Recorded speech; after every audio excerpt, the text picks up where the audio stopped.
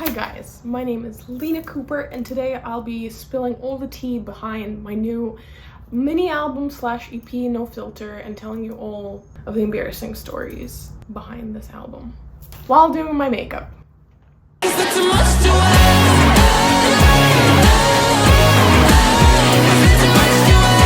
Alright, so first of all, the EP is called No Filter and I wrote it about like 3.5 years ago.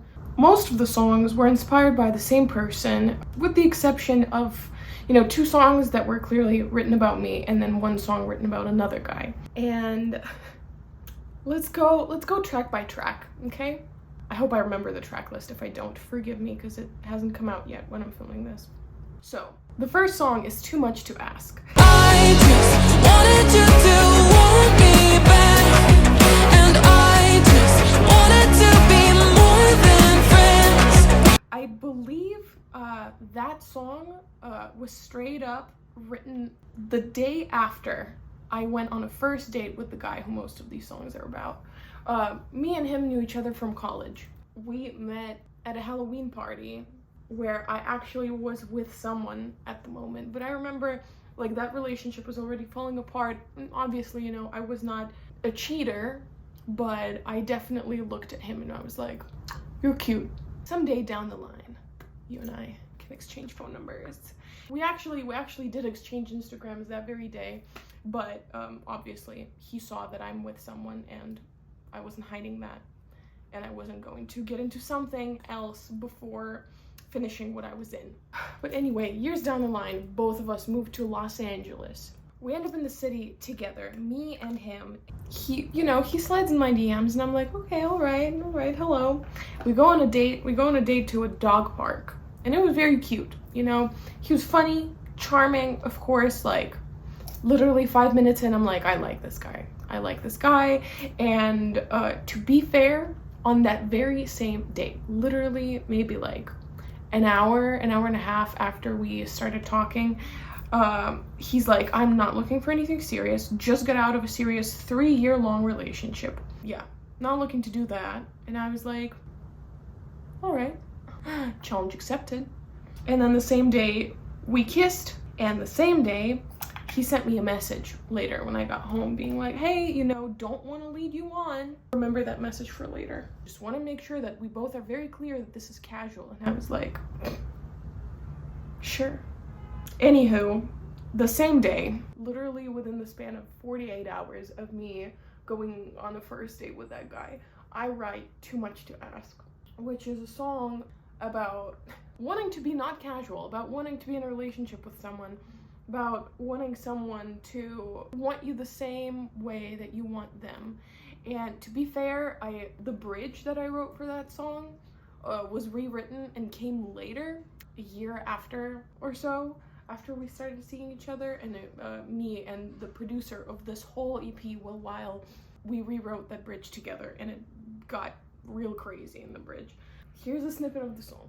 At your door, even though I just crashed my car, if you let me, oh, I'd be a brand in my ripped up jeans. Now the next song is Good Guy. Good Guy, the whole EP, if you couldn't tell yet, is just like a diary of an obsessive little psycho, which is me.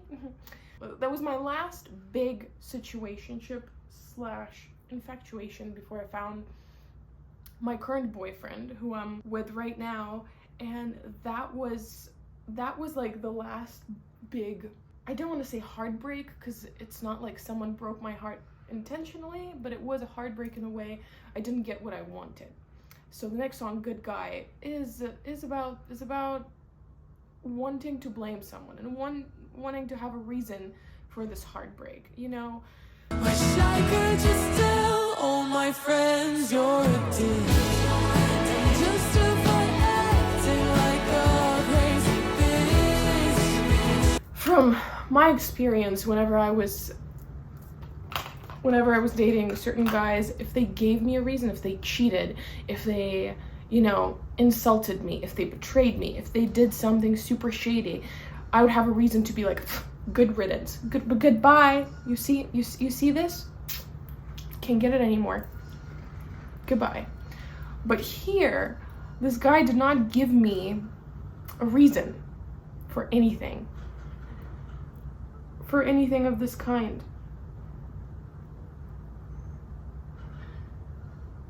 So I was very confused, and I'm like, okay, well, how am I supposed to move on if there was no actual resolution, if there was no relationship for me to grieve in the first place? So this is a crazy one. And actually, the guy who this whole thing is about DM'd me after that song came out and was like, is that about me? And I'm like, maybe. Not awkward at all. Anywho, the next song is Don't Let Me Fall. Don't Let Me Fall is the last single off of this EP. Oh God, I'm on the edge. Oh no, I'm feeling again. And that song, it was like probably a couple months into me seeing this guy, and he, to be fair, you know, if you're not serious about a girl, this is a note for all of my men out there.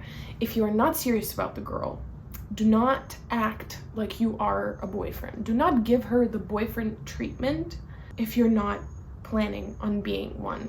Because when you're nice and you're caring and you text her and you talk to her and you ask her questions about her family and you share your, you know, certain deeper thoughts and secrets, like that makes it seem like it's a connection.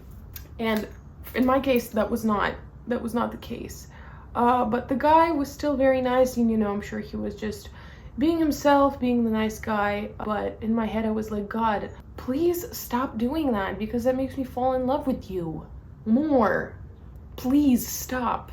God. He's the one I wanna be with for the rest of my life. Oh God, I'm on the edge. Oh no, I'm feeling again. Oh my, I think that I've had enough. God, please don't let me fall in love.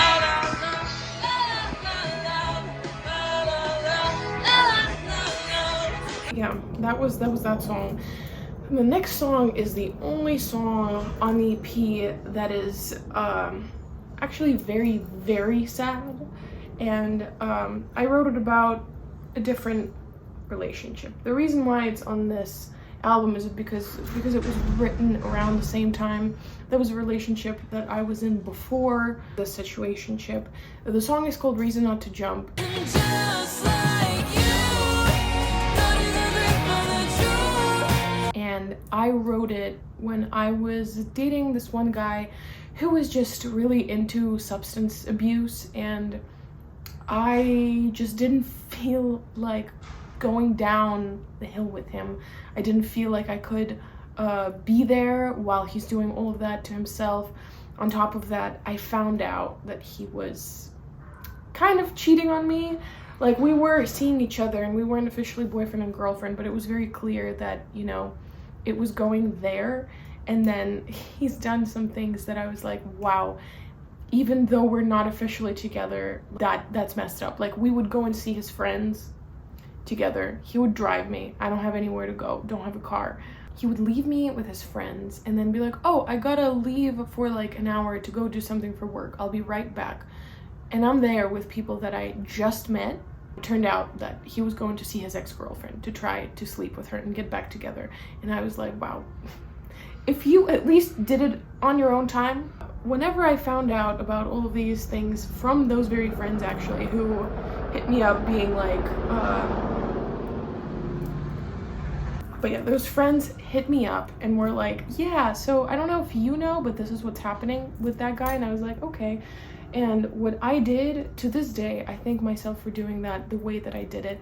I did not fight with him. I didn't even confront him. I just left. Every time he hit me up, I was like, oh, you know, I'm busy. Can't make him work. Oh my goodness.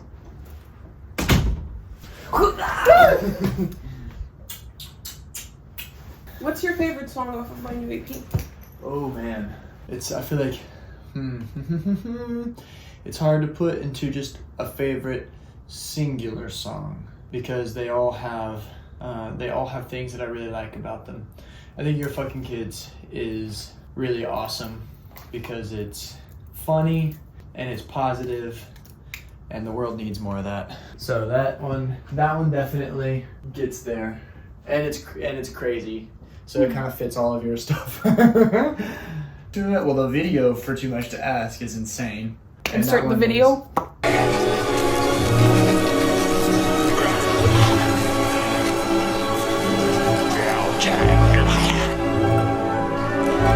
And so what they had said to that one's super fun. Anyway and No Filter They're sad. are ballad bangers though. Good Guy's also like a ballad banger. Yeah, and it's also really good. I mean, Booba, it's hard. You can't pick a favorite. I can't pick a favorite. They're all there in some form because of what they do. Each song kind of does something specific, and within that realm, that one song does the best job. All right. Well, I was talking about. Fall in la la la. That one is also really awesome. I was talking about the meanings and like the inspirations behind the songs. So Reason Not to Jump. Don't listen to me pee. You know we have 3 bathrooms in the house. It's gonna be on the video. Now we shall wait. Anyways, this was how I broke things off, and 8 months after all of that happened, he passed away from an overdose. And he was already with a new girlfriend, and, you know, he seemed to have moved on pretty quickly, which, you know, was obviously a little hard to watch, but that was okay. I wrote that song whenever I was still grieving the breakup, because I was going through a really rough time at the moment, and it seemed like nothing was going my way. It seemed like I was losing my best friend at the time, like emotionally losing. It was COVID, just lost 2 of my jobs that I had. I just moved to a new city from, you know, I moved from Boston to like, it was rough, and he was my only kind of like ray of sunshine throughout the day. Whenever I would wake up to his message like, oh, you know, like, good morning, sunshine, I would have a better day already. So whenever I lost that, I was like, you were literally my last freaking reason not to jump. I hope you know what I mean by jump.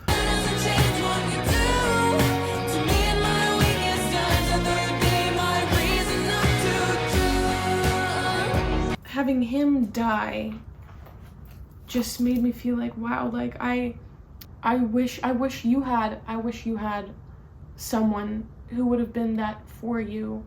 And I wish, even though at the same time, like, I can't really say that. It's not, you know, sometimes it's not about wanting to have that happen to you. Sometimes it's about circumstances, and, you know, he just did something that he shouldn't have done that night. He has mixed a lot of things together, a lot of different things together that do not go well together, and that's how it happened. I think that was the first death of a close person at some point in time for me. I remember going to his funeral and being like, I can't believe this. It still feels like he's somewhere out there, just, you know, going about his life, and I just don't see him. I still don't believe it. Just because I haven't seen him for about 8 months until I found out that he has died. That guy was actually in my music video that I filmed right around that time. And I don't have any pictures with him at all, not even one. So that was almost like the only proof that this was real and this existed in reality and not just in my head. So I'm really thankful that we have that video. Sometimes I watch it and I just, you know, think of all the things from the past. Anyway, enough sadness for now. The next song is Anyway, and Anyway is just a little anthem about anxiety. Every night I just lay there and I cry, then I sigh, thinking about the reasons why I feel this way around the clock. Wish that I could turn it off. Little anxiety song. I just, you know, was going through a lot, and, you know, overall, if you know me, you know how anxious I am. most of the time. I'm a very anxious person, and all throughout the day, about little things, about big things, about life, about romance, about work, like about everything. That is literally what the song is about. I think I'll do a separate section of iconic moments throughout the album, but I have to mention it here. Like, sometimes I just love including like random, you know, voices, you know, voice memos or different audios from videos that I have that match the song. Like the sample in the beginning of the song where I'm like, oh my god, this place is so horrible, is an actual video of me. We just moved into a new house and it was a horrible house. We had to move out like 2 weeks later, but there was a lot of roaches and spiders, and it's my literal fucking nightmare. And I was not doing well. I was not doing well. And there was one night when I was home alone. I came in, a bathroom window had fallen in like inside the bathroom. So like we had a fucking window missing in our house. That was one. Two, I started spiraling, being like, oh my god, what if someone got in? What if someone's in the house? There's a murderer in the house. I'm gonna go into my room, lock myself in with a knife. So that's what I did. I'm in my room. I haven't even unpacked all of my stuff. I start unpacking boxes, and then like 3 spiders crawl out of one of the boxes. I managed to kill 2 of them. The third one escapes. I'm already like, oh my god, where did he go? A few hours later, my roommates are still not home. I'm like, okay, I'm gonna chill. Maybe like I just need to make it until my roommate Will, who's also the producer of the EP. Like, it's hard to breathe. Gets home. So I lay down, I put my phone next to me because I told him, I was like, call me, text me when you're home. You know, I close my eyes, and then at some point I'm like, what time is it? I open my eyes and there's a fucking cockroach on my phone right next to my face. This is the video that I recorded right after.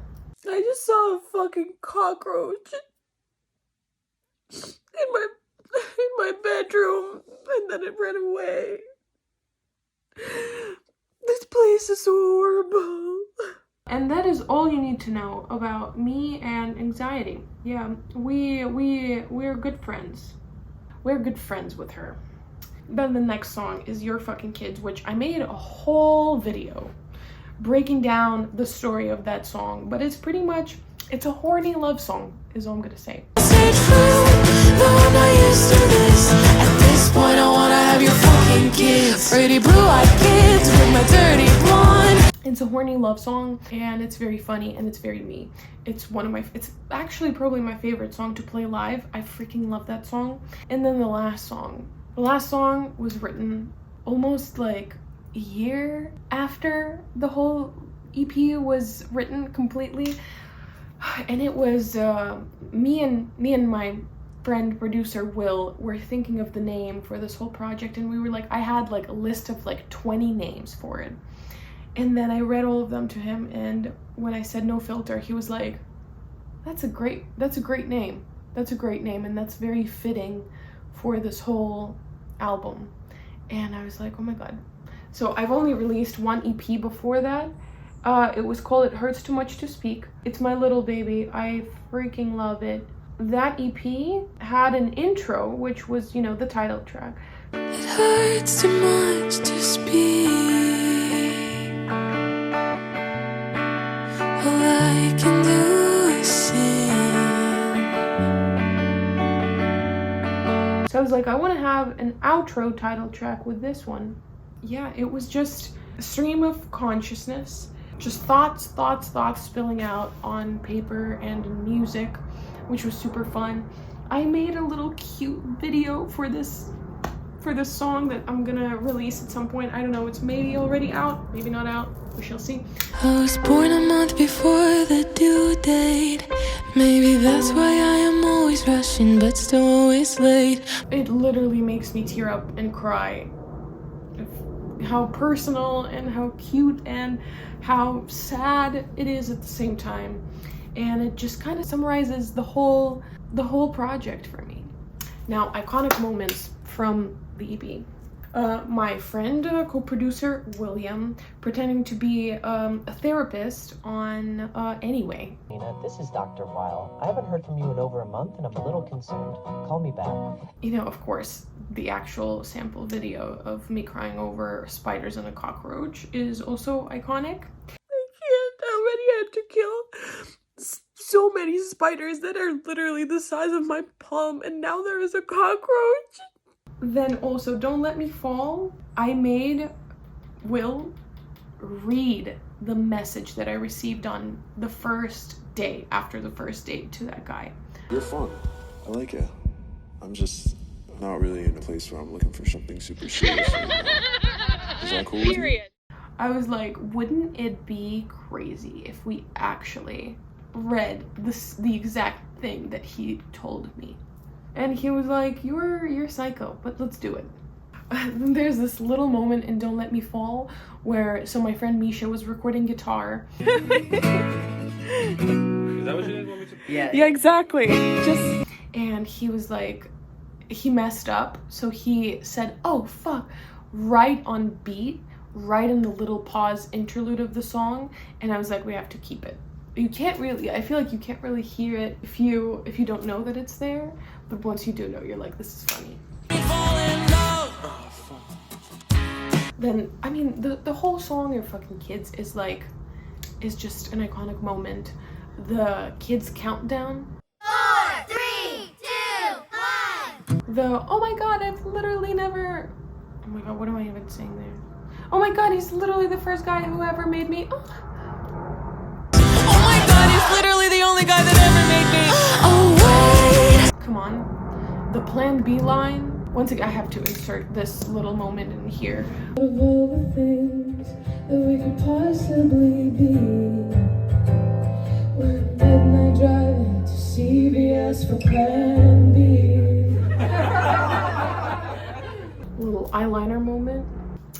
Not too bad. Not perfect, but you know, no one's perfect.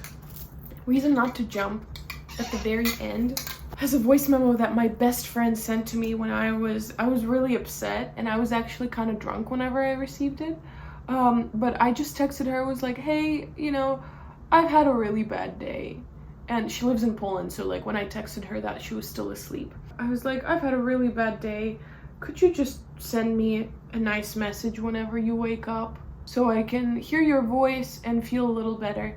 And she did, and I swear, whenever I heard it, I just started bawling. I was drunk, but I was feeling very emotional, and I just received that message and was like, I need to somehow put it in some song. And since I was actually getting over that very breakup at the time, and wrote that song, I was like, I'm gonna put it in this song.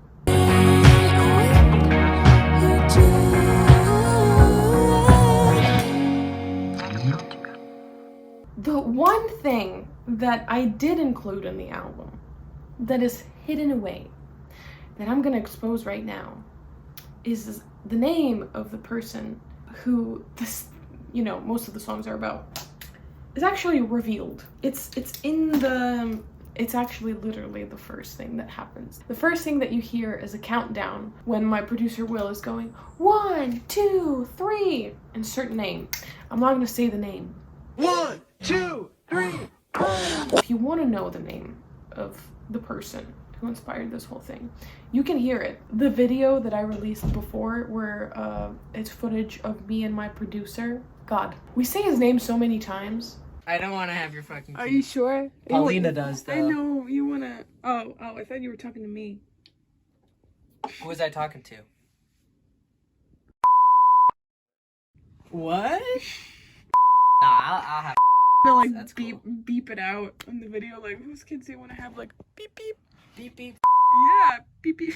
His name's... Well, you know, it's pretty obvious. It's a rare last name. So. It's actually embarrassing. And overall, recording this whole EP has been such a fun experience. For example, like, the strings on Good Guy are real, and my best friend from Ukraine, Misha, has recorded them. Just, you know, halfway across the planet. Or like this random guy, Devin, who just heard my song on like TikTok and reached out to me, recorded steel guitar for Anyway and Good Guy, I believe. And then I have trumpet on Your Fucking Kids and Too Much to Ask. That was recorded by my friend Josh.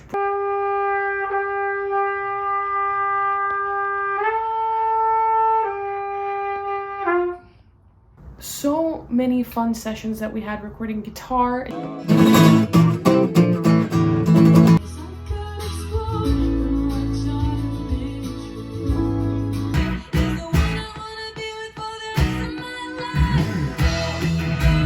Bass.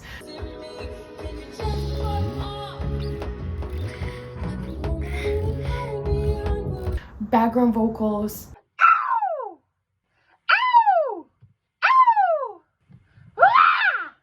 Gang vocals.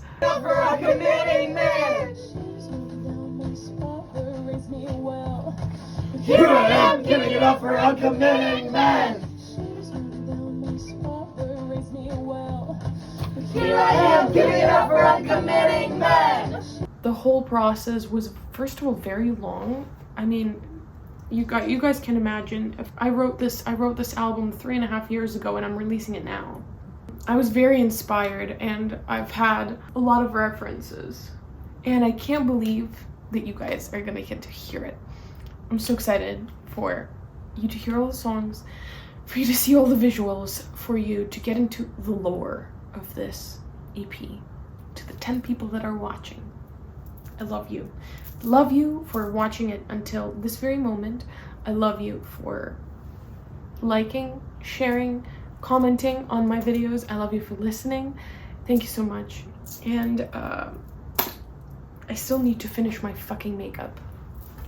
My day starts off with intrusive racing thoughts. I wake up, then I do my makeup, then I try to brush it off. Even therapy can make him stop. Alright, so that's the makeup. That's the makeup. Thank you guys so much for watching. Go listen to the EP because it's out now. I love you. Have a great day.